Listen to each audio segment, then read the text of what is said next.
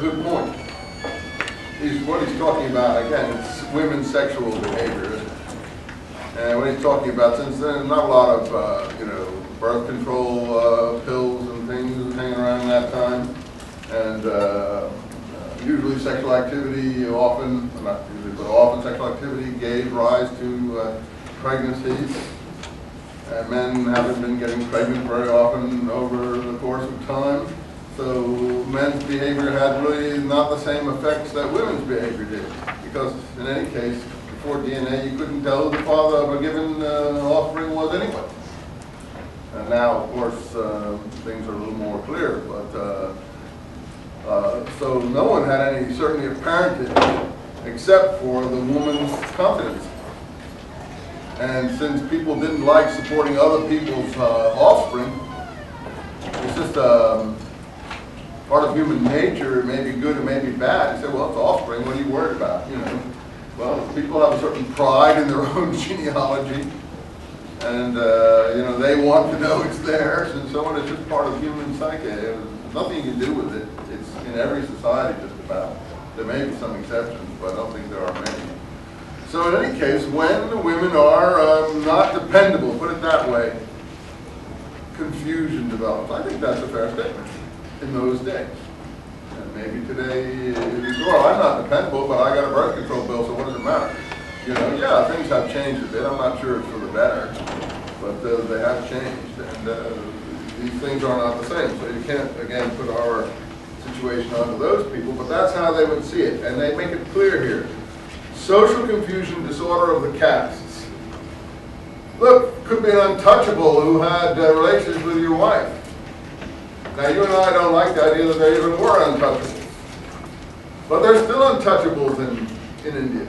I mean, it's still untouchables. They're still trying to help the young women and others who are born into that caste who tend to get it swept up into prostitution and other things like that. I just saw a thing about the flesh trade from Nepal to India. I mean, it's so horrendous that you wouldn't even want to look at the filming of what they show. I mean, they just take young girls and literally friends kidnap them, whoever, and then they're gone. They're prisoners in these brothels. And, all of them end up with AIDS. There's no way to go back. It's just horrendous.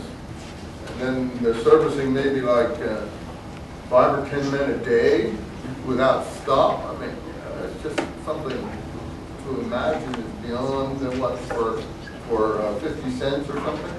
I mean, it would boggle your mind to know what goes on in certain areas of the world. And, so again, the critic of America here, you may feel, you've got to. It has to be comparison shopping.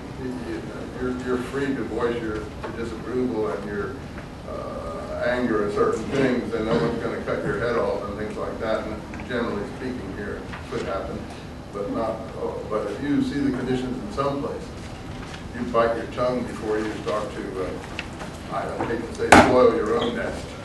You can work to improve this place, but it seems to me that the criticism this place takes is way overblown.